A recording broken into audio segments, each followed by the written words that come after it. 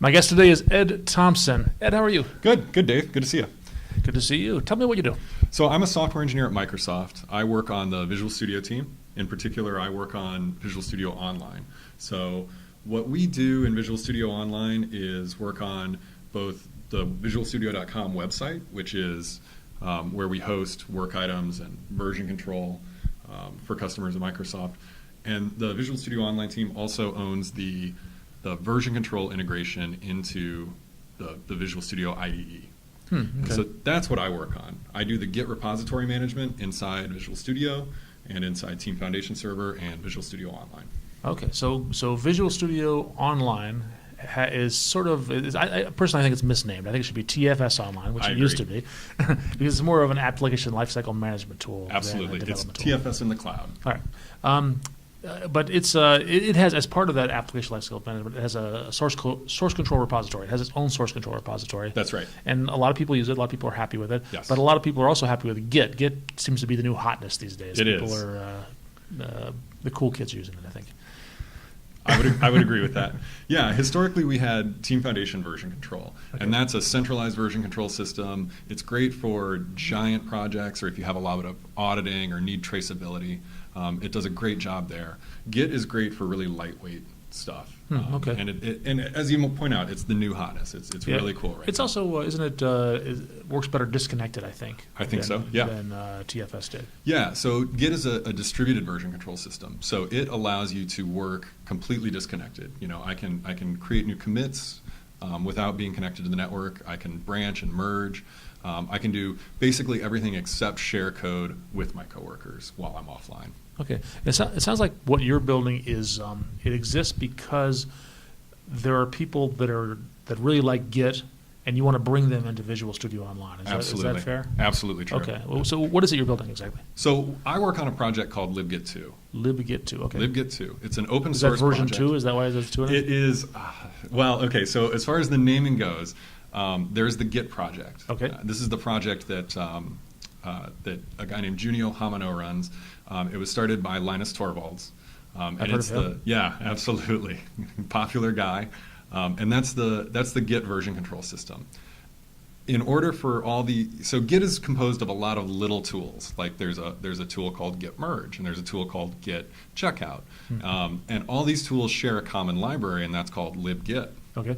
And that's their library for building the tools on top of that. So we wanted to build a sort of linkable library that other applications could use. I say we. I wasn't part of the genesis, but your team. But yeah, that's what the libgit 2 project is. Okay. Is a linkable library that you can put into any application. Because one of the problems with Git is it really assumes that it's going to run for a very short period of time. You run Git checkout on the command line, it runs for just a second and then it exits. Which is why it's so good at being disconnected. Exactly.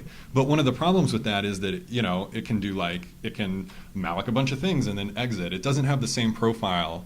It doesn't have the same sort of characteristics as something that has to stay around for a long period of time in memory. And so that's what libgit 2 is. It's made to put into an IDE, for example. And so that's what we use in Visual Studio. GitHub uses it in their clients. Xcode uses it. A bunch of people are using libgit 2 now. So that's where the name comes from. Okay.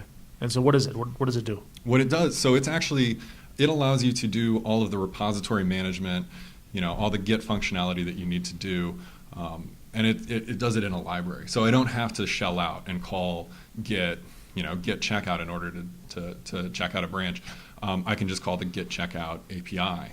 And so libgit 2 is actually written in C, and then we've got a bunch of bindings, we call them, for other languages. So there's C#, and that's what we use in Visual Studio, and that's libgit 2 sharp. But then there's also Ruby and Java and a bunch of other stuff. So you can use whatever you're comfortable programming in, you can use libgit 2. All right. This is a public API, and you're sharing it among not just your team, but people that are building Java libraries, for example, or Java IDEs, I should say. Yeah, that's right. That's right. So yeah, it's an open source project. It's under the GNU public license. It took a fair bit of code from Git originally. So there's some sharing that goes on there. But yeah, it's totally open source, and then there's there's, again, bindings for all those languages. So if I wanted to write my own IDE, I could just take this library and use it as is, or I could, if it didn't work exactly right, I could branch it and do what I want. Absolutely, absolutely. Yeah, we'll help you with the Git part. The rest, the hard part of the IDE building, that's on you. I may or may not actually follow through with Okay. So this is an open source project that you're managing, is that right? Are you in charge of it, basically?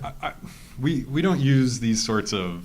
We're a little more democratic, I guess. Well, there's got to be a gatekeeper, though, right? Yes. That decides which pull request to take. That's right. That's right. Okay. And So that's probably you. That's me and another guy. Okay. Historically, it's changed people over the years. The libgit 2 project actually was started by a gentleman at Google named Sean Pierce. Sean is a contributor to Git and to JGit, which is a different set of APIs for Java Git. But he started libgit 2. It's been run by various people over time, but yeah, myself and a gentleman named Carlos Martin Nieto are the core contributors right now to libgit 2. And the general public is also contributing to this also. Absolutely, yeah. So at Microsoft we have a couple of people contributing to it. GitHub has some people, but over time there have been people coming and going. There's a gentleman building a little tool called GitUp. That's really neat, and he's done some work. So what does that do? It lets you visualize Git in a different way on Mac. It's kind of cool. You should totally check it out. It's called GitUp. Okay, so it's not part of GitLib 2. It just takes a dependency on GitLib 2. That's exactly right. Okay.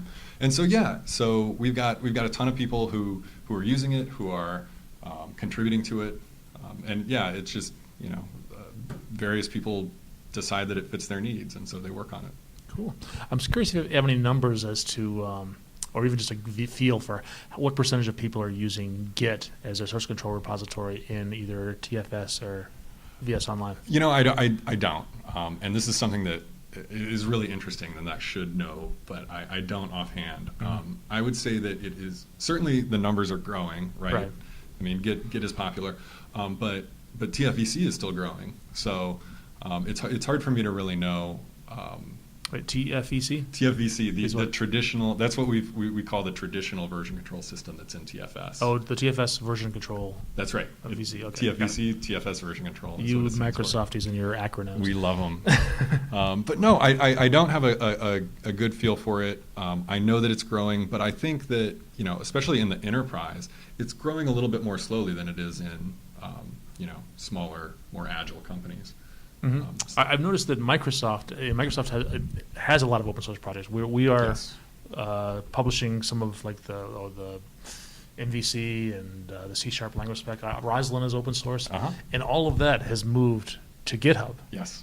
Even though we have a couple of our own repository systems. Sure. Yeah, we've got Visual Studio Online, which is and Visual Studio Online is great, but it's not great for public consumption, right? It's hard to have an open source project. Right, but we have Codeplex. We do have Codeplex. I don't really know what to say about Codeplex. It's a great system.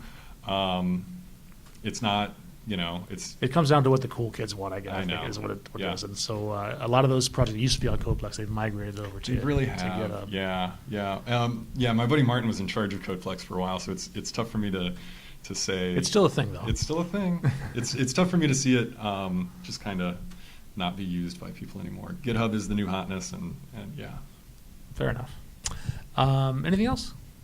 No. Actually, no. Yes, cool. While we're Good answer. Yeah. So while we're talking about open source, I think one of the really great things about open source is getting people to contribute. There's a really cool website that lists open source projects that have decided, for whatever reason, to make it easier for new people to contribute, for new people to get excited about the open source project that that they're working on. It's called upforgrabs.net, and it libgit 2 is on there, libgit 2 sharp, which again are the C# language bindings for libgit 2. They're both on there, and what we do is we mark issues or bugs or feature requests as up for grabs. And kind of try to outline some of the interesting things to that problem and how one might solve it, so that a new contributor could get in and look at that as a way to get started working on open source projects or our open source project in general. And so we try to, not to be too, rude about it, but we try to handhold people through the process. Yeah, absolutely. I think it's great. There's a lot of people that want to contribute to open source, but they just don't know how to get started. Exactly. And they're worried. There's a lot of fear that they're not good enough. There's a ton of coding fear. in public is a high risk thing. Oh yeah, when I first started working with libgit 2, I was terrified because it's a big C library which is complicated and in its own ways, and the people that were working in it were really really sharp. Like I totally walked in and had a terrible case of imposter syndrome, and so I think these sorts of things to kind of help people get started are really, really helpful. Especially, a new person doesn't know the code base, they don't know all the customs and the history that have gone on. And so there's things that you would be more likely to trust an outsider with. Yes. And those are what's on. What was the name of it again? Up for grabs. Up for grabs. I like it. Yeah. All right. Well, Ed, thank you so much. Thank you. It's been a pleasure.